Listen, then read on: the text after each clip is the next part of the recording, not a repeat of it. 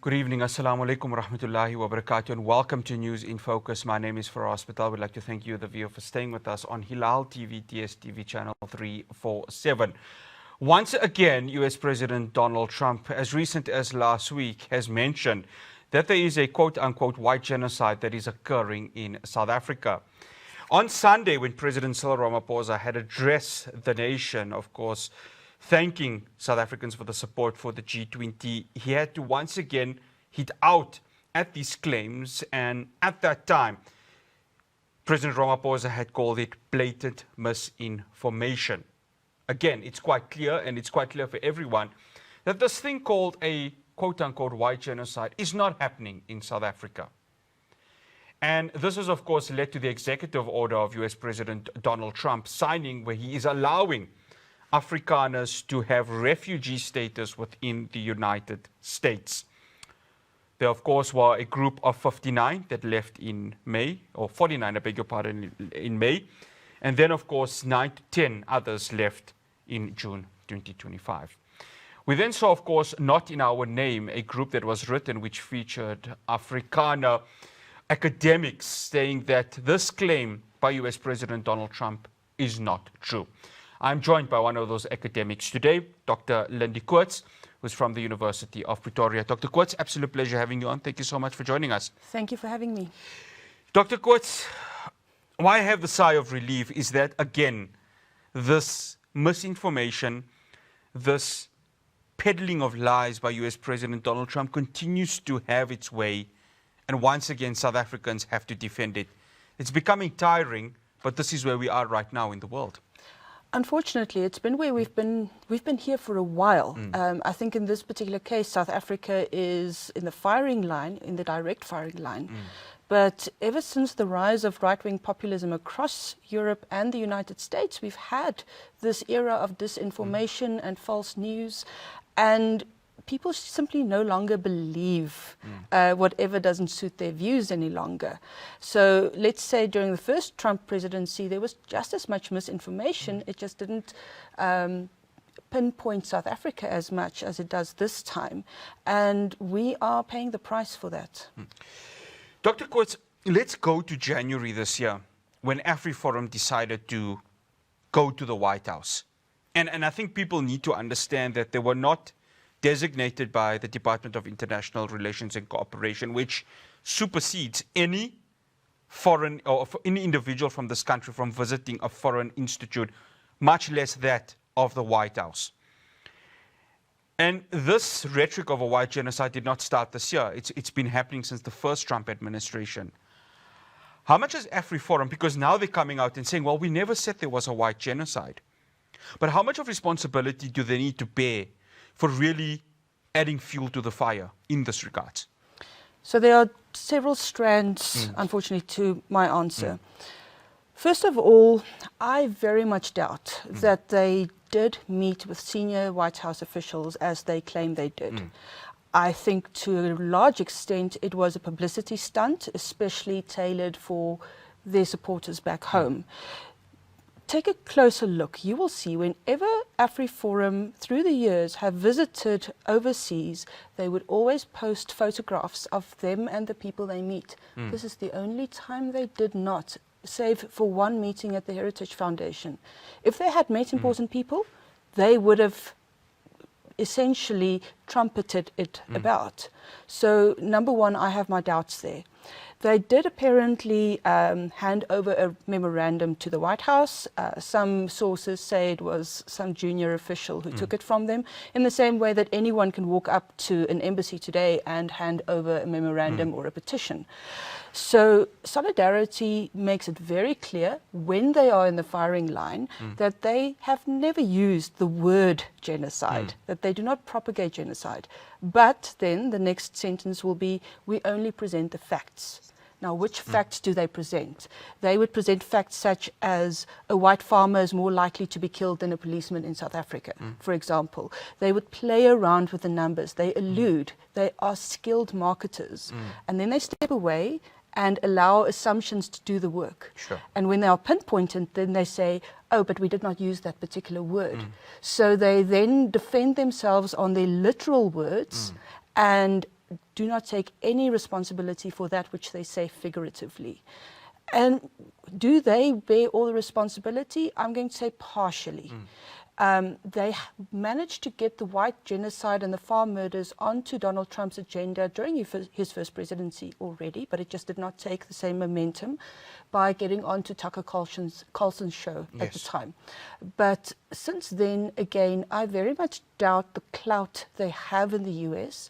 One should also think that the US has its own right-wing agendas, and Trump is surrounded by a group of South African expats who also repeat the narrative from South Africa, which comes from groups such as Afriforum, but not only Afriforum. You know, it's my thing, Dr. Koorts, is that look at Donald Trump, look at the rhetoric that he presents. Does he not play into the hands of somebody like an Afriforum? So even if, let's just say, they present the assertion that a potential white farmer being murdered over that of a policeman, just that stat alone, or just that saying alone, will feed into the mindset of US President Donald Trump, who already has it out for South Africa. And he says, well, based on that, I can create a claim of a white genocide.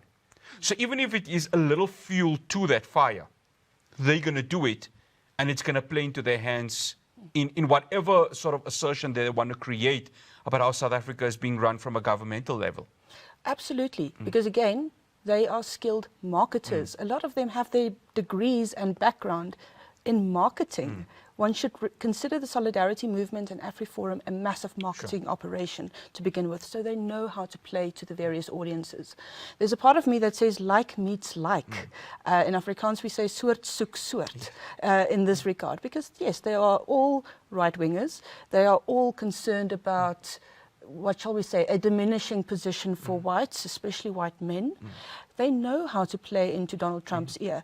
But it goes both ways. They are using him, but he is also using them. They're using him, he is using them. It goes both ways. In a sense, this is a symbiotic relationship, but I don't think they have as much control in this relationship or as much power as he does. So they have essentially saddled up a tiger, and a very, very unpredictable, dangerous tiger at that.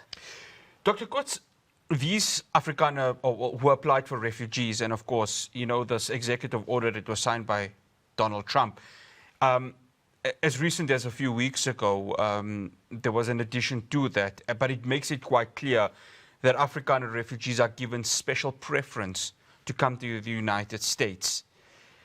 How much does that supposedly also add to this rhetoric of this white genocide claims that he has? Because he can come out and say, I'm saving these 59 individuals from persecution. He also uses the word persecution because when he hosted the Saudi Arabian Prince, Mohammed bin Salman, 2 weeks ago, he used the very same words, persecution.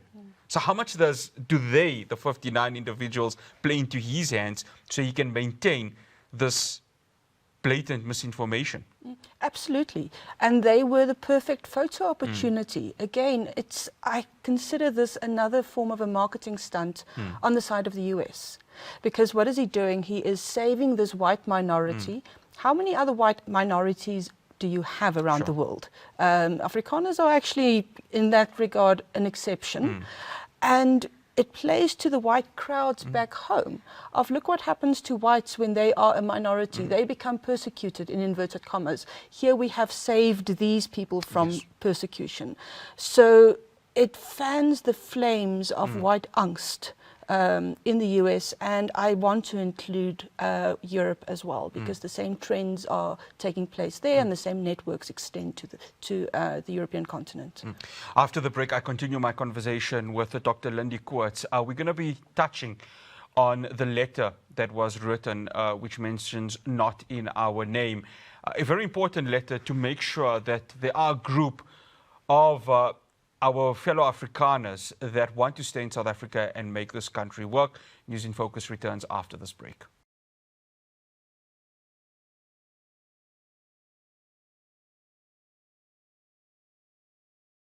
Welcome back to News in Focus. I'm still in conversation with Dr. Lindie Koorts from the University of Pretoria. Dr. Koorts, the letter that was penned a few weeks ago, how important was it that Afrikaners, a group of Afrikaners, were saying that the claims that are being made are not true, number one, and number two, that remaining in South Africa is the only option of trying to make this country work? It's critically important, and part of the problem is, if you look at the Afrikaner community today, it's not organized in the same way that it used to be organized before 1994. Sure. So essentially, only the right-wing component is really organized, and those who disagree do not really have organizations through which to voice their dissent. And in the Afrikaans media, you'll see that you've had a shift from the center towards the right. And in that regard, whenever, outsiders look at us, the only organized voices they hear are the right-wing voices, not the voices of dissent. And we have vicious debates within the Afrikaans media around this. So ask Afrikaners and they will tell you that we are not all of the same mind. But in this regard, it was crucially important to get our voice out there to say that no, not in our name. Not all of us agree with the Solidarity movement or Afriforum or all the other far-right movements out there, because they are not the only ones. There are those of us who genuinely believe in the democratic South Africa. We don't see South Africa as a flawless country. We have the same concerns as any other citizen of this country. But we don't see any other home or any other option than this country. Dr. Koorts, I mean, and this is the privilege of being in a democratic South Africa, and I've gone to a number of, Afrikaner dominant townships, whether it's, Hartbeespoort Dam within the Free State province, and I still see the culture, and if there's one thing I know of, Afrikaner citizens in this country, they maintain their culture, and there's still a culture there. And again, just by that alone, if you're basing it on a subjective perspective, Afrikaners still have their culture. So this claim also of a white genocide really gets hit straight into the face of Donald Trump. And that for me is something that I think if there's an education aspect to it, those who want to be educated can look into it, because the culture is still alive. If you travel around the country, it's still there. And it's alive and it's maintained in a rich vein of form within that part of the community. Definitely, but I do want to complicate it slightly. One has to understand that the culture has had to reform itself and reposition itself post-1994. Walk into my house, I speak Afrikaans, I read Afrikaans books, I listen to Afrikaans music, I do practice my culture every day, and I do not feel under threat at all when it comes to that. But formal structures that Afrikaners used to have at their disposal, for example, mother tongue education is a major issue, because that is how we maintain the culture, is via mother tongue education. The more that shrinks, the more you have a community that is angsty, that is concerned, that is worried that its culture is no longer valued, and that creates a fertile ground for organizations such as the Solidarity movement to exploit it. So one does need to look at, I want to say, the way in which, yes, on the one hand, we've been liberated as Afrikaners.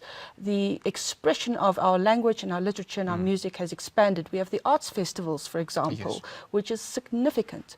But formal support, that is much less, but then at the same time, let us make it very clear that our African indigenous languages also, if not more, suffer from that. So our government really needs to put its money where its mouth is in terms of multiculturalism for all South Africa's cultures.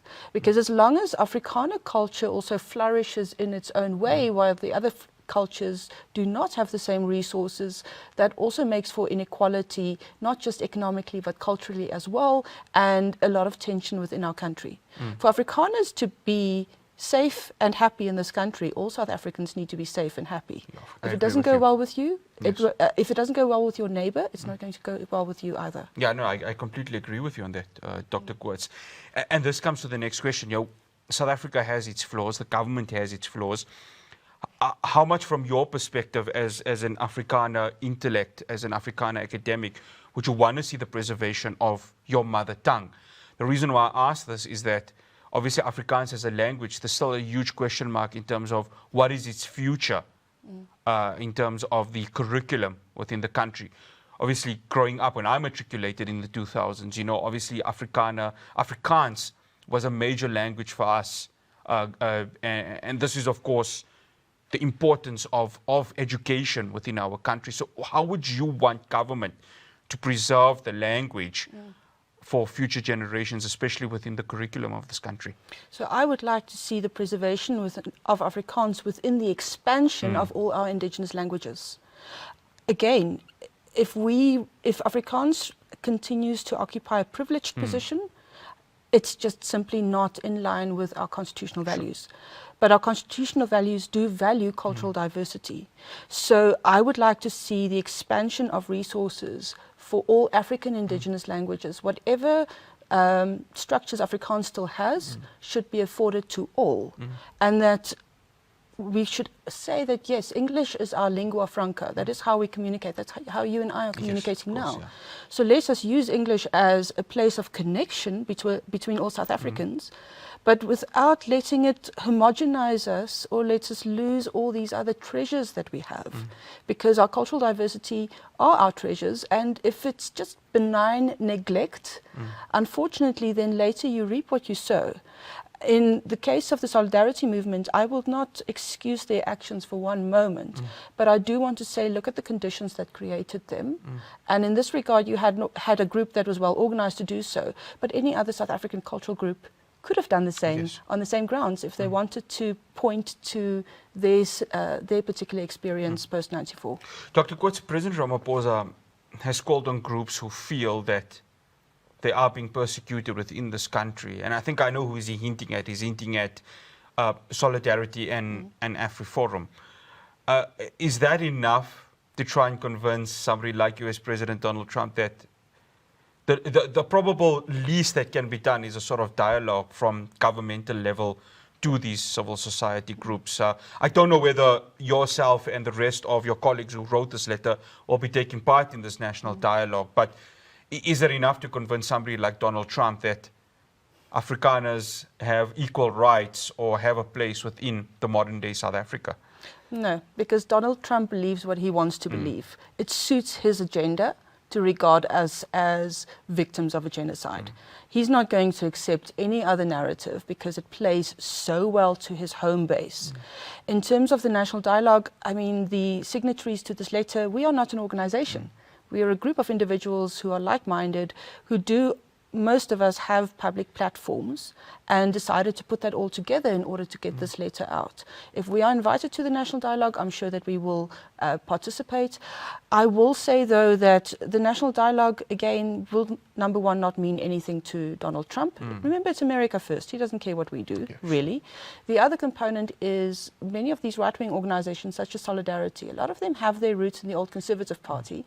And we should remember that the old Conservative Party boycotted the multi-party negotiations leading up to 1994. There isn't a long history of dialogue there, although I think it would serve them very well to be part of a wider dialogue instead of a cohort of the Conservatives. Dr. Koorts, I honestly, and I mean, this is probably the naivety of myself growing up as a South African, you know, who, you know, got to see the new dispensation come in. I honestly thought the right-wing part of the Afrikaner population died with the RV Beer and Eugene de Blanche. I thought, there we go, it's done, it's not going to happen again. But it just feels as if there are remnants of it. And that's quite sad, because here we are trying to move ahead. And I know, again, we've discussed this, there are flaws within this country from government, especially from governmental level. But I honestly believe that it was done. But here we have groups saying, well, we want to maintain it because we want to preserve our very own interests. Unfortunately, they never went away. They were just quiet for a while. If you look at the history amongst Afrikaners in the 80s and 90s, in the 80s you had massive splits within Afrikanerdom. The majority realized that apartheid is on its deathbed and will have to move forward. So that's where you had the split between the old National Party and the Conservative Party, Conservatives not wanting to end apartheid. You had a split within our largest church, the Dutch Reformed Church. Yes. The Afrikaans Protestant Church broke away because it did not want to reform or reject apartheid. They then, in the 1990s, were sidelined, but they didn't go away. They simply reorganized, and you now have the results. What you do see, though, is keep in mind the amount of Afrikaners who were part of the conservative movement in those years was never more than a third of the entire Afrikaner population. Yes. So one should think of this as the disaffected third of the population that has re-arisen, if you want to call it that, or resurrected themselves, slowly, meticulously over the past 2 decades. And I do think their numbers have grown, but they most certainly do not represent the majority of Afrikaners as they claim. Dr. Lindie Koorts, absolute pleasure having you, and thank you so much for joining us. Thank you. That's Dr. Lindie Koorts from the University of Pretoria, and of course, she was one of the signees of the letter saying "not in our name," which of course wrote against the claims of US President Donald Trump, who said that there is a white genocide occurring in the country. After the break, we're going to be going to Jenin in the occupied West Bank. We're going to be speaking to Osama Nazal as Israeli attacks continue in that part of Palestine. Do stay tuned.